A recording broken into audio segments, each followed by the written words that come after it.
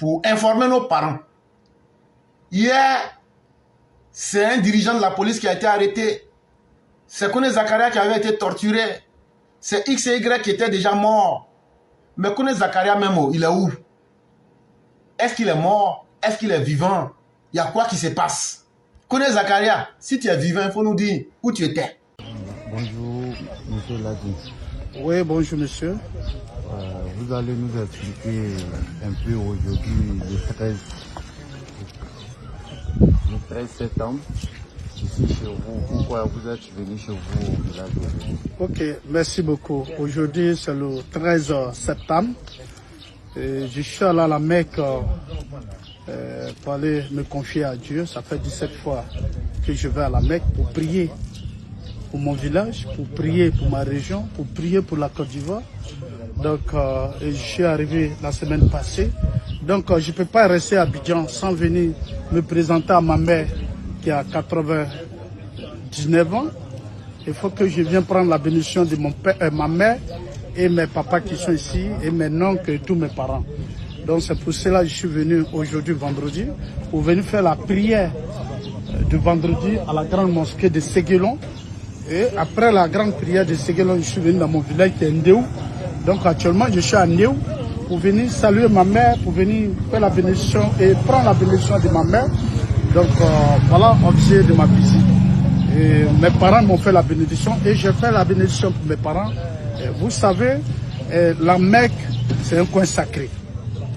C'est un coin sacré et vraiment, j'ai fait tout ce qu'on me demande. Et j'ai accompli mon devoir islam. Et Inch'Allah, qu'Allah nous aide, qu'Allah nous protège, qu'Allah facilite ceux qui n'ont pas pu être là-bas, qu'Allah facilite pour tout le monde. Et merci, chers frères, et merci d'être dans mon village et tout va bien. Merci. Voilà la réalité qui est là. Tout près n'est pas loin. 13 septembre, c'était hier 2024.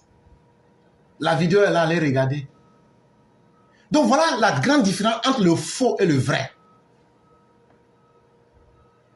Celui qu'on a attrapé et qui sera en prison quelque part en Mali se retrouve hier 13 septembre 2024 à Ndéou dans son village. Et il dit, j'étais à la Mecque, je n'étais pas quelque part d'autre. On m'appelle maintenant El Hadj. Quand je suis arrivé là-bas, j'ai fait tout ce qu'il fallait. Mais ça prouve que nous sommes dans un monde dangereux. Où aujourd'hui, si vous ne maîtrisez pas l'information, elle se transforme en intoxication et elle devient votre cancer. Et surtout que nous sommes dans un contexte mondial où, aujourd'hui, tout ce que les gens veulent voir, c'est une Côte d'Ivoire déchirée, humiliée, à travers les djihadistes, à travers les opposants et à travers toute forme de méchanceté humaine. Aujourd'hui, on voit l'opposition ivoirienne et aidée en cela par le Mali, le Burkina, lancer des rumeurs de toutes sortes au sein de l'armée. Il y a un coup d'État qui se passe. Kone Zakaria arrêté, Chérif Ousmane empoisonné, un directeur de la police arrêté hier nuit, tentative de déstabilisation de la Côte d'Ivoire. Mais vous, nos parents, qui ne savez pas comment manipuler toutes ces informations-là, vous faites comment pour qu'on sache, pour que ces informations ne vous fassent pas du mal? On va vous donner 4 techniques. 4 techniques. Les 4 techniques là, la première chose que tu vas faire, quand on te donne une information, il faut demander l'information là vient d'où? On appelle ça la source, la traçabilité. Vous voyez que le rapport vérité, quand il parle avec quelqu'un, il te dit toujours, ce que tu as dit là, il faut nous donner la source. Même si c'est vrai là, on va aller voir la source là. La source peut être vraie, mais tu peux être en train d'être manipulé l'information. Donc on vérifie. En général, une fausse information n'aura jamais une source fiable. Non seulement l'information ne sera pas vérifiable, et ça va vous permettre de vous dire qui a diffusé l'information. Celui qui a diffusé l'information, est-ce que c'est quelqu'un de crédible? Et la personne a diffusé l'information pour quelle intention? Ça veut dire, dès que vous voyez une nouvelle qui vous fait paniquer là, dites-vous d'abord, l'information là-haut, ça vient de qui d'abord? L'information là-haut, c'est qui a diffusé? Est-ce que la personne qui a diffusé ça, c'est une personne qui, quand je la regarde là, est-ce qu'elle ne donne pas plus de fausses informations que de vraies informations? Maintenant, pourquoi elle a donné cette information? Posez-vous simplement cette petite question-là. La deuxième manière d'avoir l'esprit en paix, c'est d'analyser le contexte. Il faut que l'information que vous ayez là, reliez ça à son contexte. La Côte d'Ivoire en paix. Et on vous dit qu'il y a coup d'État à Abidjan. Et toi tu dis, même s'il n'y a pas coup d'État là, comme on dit il y a coup d'État là, je vais chercher à voir si c'est vrai ou faux. Est-ce que le contexte convient? Est-ce que l'information va en harmonie avec la réalité du terrain? Non, Ouattara est un dictateur. Mais un dictateur là, est-ce qu'il permet que des gens partent sur NCI pour aller insulter le dictateur et puis il n'y a rien qui leur arrive? Ouattara est un dictateur, mais il n'a jamais attrapé Geoffroy Kouao ou même il ne l'a pas fait disparaître. Mais ceux qui ne sont pas des dictateurs à Niamey l'ont fait. En bon français, on va parler d'analyse critique. Ça veut dire qu'il faut utiliser un peu ton cerveau pour essayer de mettre les choses à leur place. La troisième manière pour lutter contre les fausses informations, pour avoir toujours l'esprit tranquille, ne soyez pas dispersés. Quand vous finissez d'écouter Éclaireur Pro-Vérité, après vous partez écouter La Guêpe, après vous partez écouter Soule de Paris, après vous partez écouter les Gore, après vous partez écouter les Tianistes. Ça fait que vous êtes dispersés. Et à force d'écouter n'importe quoi, vous devenez l'objet des manipulations et des intoxications. Et vous avez tellement accumulé des informations sans chercher à les digérer que vous arrivez à vous confondre vous-même. Et effectivement, c'est l'objectif que ces gens-là recherchent. Créer la psychose, créer le doute, créer le terrain pour que le désordre puisse prospérer. Et pour que le désordre puisse prospérer là, il faut que vous perdiez confiance en vous-même. Il faut que vous doutez de vous-même. Il faut que vous doutez de la réalité. Alors que tout est sous contrôle et tout est sous bonne maîtrise. Et la quatrième chose qu'il faut faire, c'est de vérifier les faits. En anglais, on appelle ça fact-checking. Si vous voulez vous taper de suite, arrestation de Kone Zakaria, il y a un Malien qui m'a accusé, dit toujours tu vas sur Google. Mais ce que je n'ai pas eu le temps de lui dire là, il ne sait pas que Google, là, lui, il pense que c'est quand tu vas, tu tapes simplement. Il y a plusieurs manières de manipuler Google.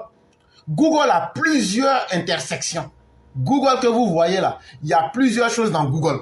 Vous avez Google Compte, vous avez Google Recherche, vous avez Google Maps, Google Play, Google News, Google Gmail, Google Meet, Google Chat, Google Contact, Google Drive, Google Calendar, Google Translate, Google, tout ce que tu veux là. Google Photo, Google Shopping, Google YouTube, Google Gemini, Google, tout ce que vous voulez. Toi, ce que tu connais, c'est la partie recherche là seulement. Mais il y a d'autres manières d'utiliser Facebook, il y a d'autres manières d'utiliser Google par exemple. Si tu rentres dans Google Photo là, tu as mis une photo pour convaincre que les avions que vous avez au Mali là, ce sont vos avions là. Il suffit de prendre là, on met ça dans Google Photo, on manipule, ça nous donne toutes les photos qui ressemblent à cette photo, ça nous donne les dates. Voilà comment on fait pour vous attraper. Pour ceux qui n'ont pas envie de trop se fatiguer là, il y a des sites aujourd'hui avec l'intelligence artificielle qui sont sophistiqués. Il y a la partie scientifique de Facebook qui est là. Il y a l'ingénierie et il y a l'intelligence humaine. Tout ça là, on utilise ça aujourd'hui. Il y a le chat GP. On utilise tout ça aujourd'hui qui font partie des intelligences pour essayer de découvrir quelque chose. Dès que vous faites un mensonge, on sait comment utiliser, on met dedans là. Par exemple, prenez sur Google simplement, n'allez même pas quelque part. Google Recherche, tapez attestation de Kone Zakaria, pardon, arrestation de Kone Zakaria au Mali. Tapez et vous allez voir la suite. Parce qu'un individu ne peut jamais disparaître sans laisser des traces. Aujourd'hui, là, nos téléphones, aujourd'hui, là, vous êtes connecté à des sites et vous ne savez pas, il y a des trucs qu'on appelle les cookies. Ces cookies-là, même si vous pensez que vous les avez désactivés, ils vous traquent. Et donc là, dès qu'on dit que quelqu'un a disparu là, on est là, ça nous fait sourire. On peut localiser la personne, le dernier point où la personne était, on peut localiser en moins de une minute. Sauf si la personne n'avait pas de téléphone. Donc de quoi est-ce qu'on veut nous parler? Kone Zakaria va aller au Mali attaquer les gens et puis il va communiquer comment avec qui il va faire le plan. Il va communiquer comment? Et donc en conclusion, ne vous laissez pas distraire par les informations parce que l'objectif c'est de vous déstabiliser. Gardez toujours votre calme. Et vous-même là, vous donnez la réponse même aux faux messages. On m'a dit que, on a entendu que, il paraît que. Dès que votre information sera suivie de ça là, sachez que c'est une fausse source. Sinon, quand éclaireur pro-vérité dit quelque chose là, c'est ce qu'il a dit. Et puis il donne la source. Il dit aux gens, allez vérifier. Peut-être que je peux être en train de donner l'information et puis manipuler. Donc là, il donne la source pour que les gens aient vérifié. Mais est-ce que vous avez une fois vu quelqu'un venir dire, là, tu avais dit, tu avais menti, mais tu as manipulé quelque chose. Mais les autres là, quand ils donnent là, après ce que vous les voyez, ils disparaissent. C'est seulement créer des nouveaux. Ils sont dans le sensationnel pour vous déstabiliser. Si vous suivez ces conseils-là, c'est bien. C'est bien pour vous-même. C'est bien pour votre santé. Mais si vous ne suivez pas aussi, c'est bien. C'est vous qui allez mourir de ça. Et c'est à vous que ça va faire du mal. Entre nous, on vit très bien. Mais ce qui est intéressant, c'est qu'entre eux-mêmes, les intoxicateurs, entre eux-mêmes, les idolâtres, les polythéistes, les serpents, la guerre est ouverte. Une guerre sans merci qui ne fait pas de quartier. Entre les thiamistes et les soroïstes, depuis que Tidiane Thiam a décidé de ne plus porter le serpent dans son pantalon, c'est gâté. Et donc voilà l'histoire d'une amitié qui s'est mal terminée.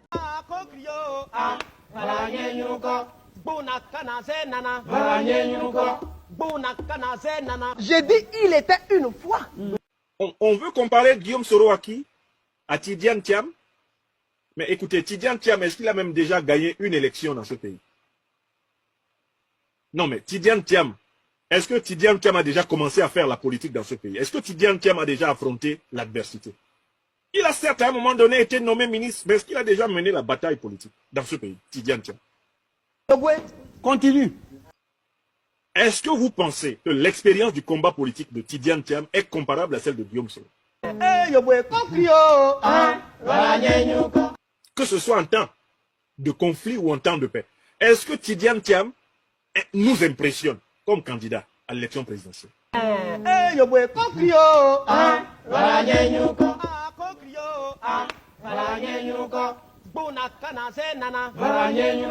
J'ai dit il était une fois. Donc c'est un individu, c'est un poltron. Tidiane Thiam, c'est un poltron. C'est un individu sans consistance. Hein? C'est un bourgeois peureux. Il pisse dans ses frocs à l'idée qu'Alassane Ouattara lui enlève le plaisir d'être candidat pour perdre en 2025. Continue.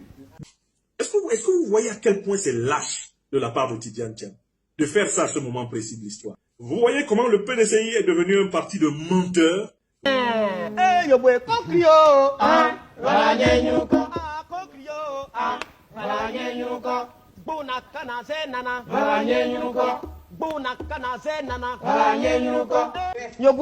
Continue. Vous voyez comment le PDCI est devenu un parti de menteurs? Tidiane Thiam est un menteur. Tidiane Thiam est un menteur. Tidiane Thiam révèle son appartenance au groupe M, le groupe des menteurs. Il dit que le Tidiane Thiam ment. Tidiane Thiam ment. Tidiane Thiam, c'est le perroquet de Ouattara. Continue. Ouais. Et moi, je refuse de pactiser avec ceux qui ont recours à la violence. On me dit non, non, mais il faut faire un deal avec eux. Et puis après, mais c'est la théorie du serpent dans le pantalon. Une fois Une querelle sans merci. que tu as mis le serpent dans le pantalon, c'est pas toujours facile de l'en sortir.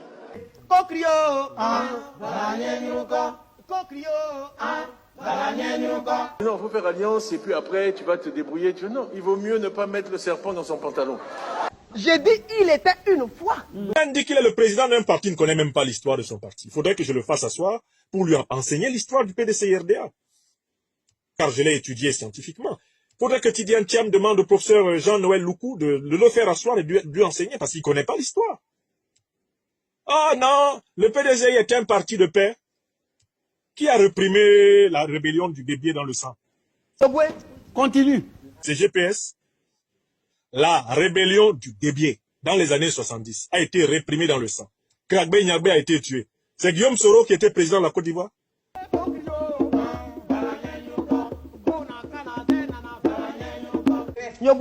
Continue. Vous connaissez l'histoire de ce pays-là. On va vous l'enseigner si vous ne connaissez pas. Continue. Le PDC a plusieurs fois fait recours à la violence. Quand il y a eu la révolte du sans-vie dans les années 50-60 pour revendiquer la principauté et l'indépendance à part de la Côte d'Ivoire, ça a été résolu comment? Mais dans la guerre, la répression, plus de 6000 morts.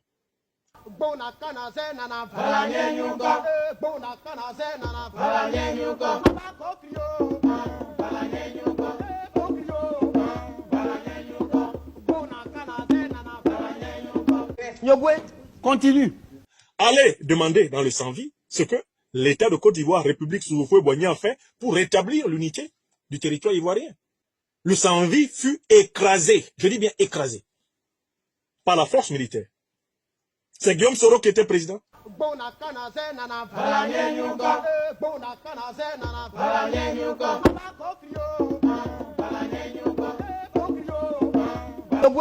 Continue.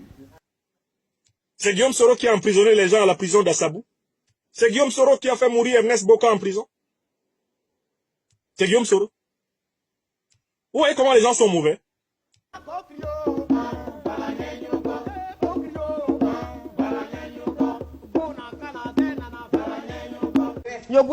Continue. Ils viennent en Côte d'Ivoire là, en 2024, 2023, ils sont présidents d'un parti et ils veulent se moquer de ceux qui ont de la mémoire.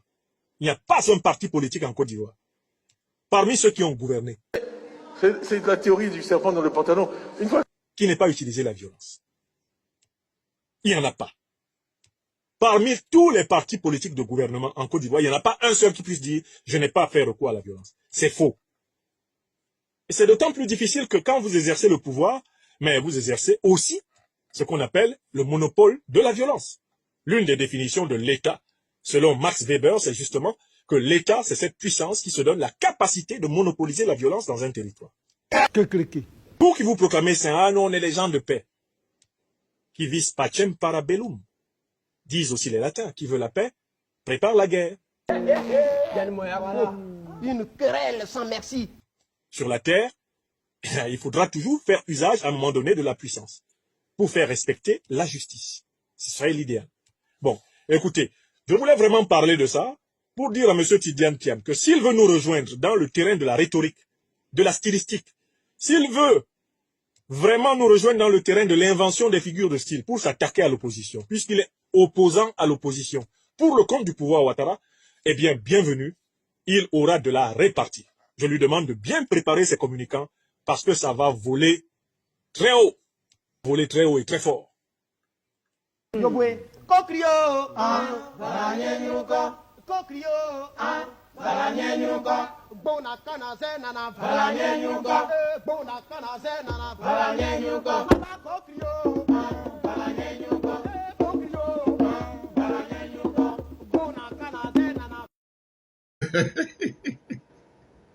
C'est la guerre des misérables à laquelle vous avez assisté.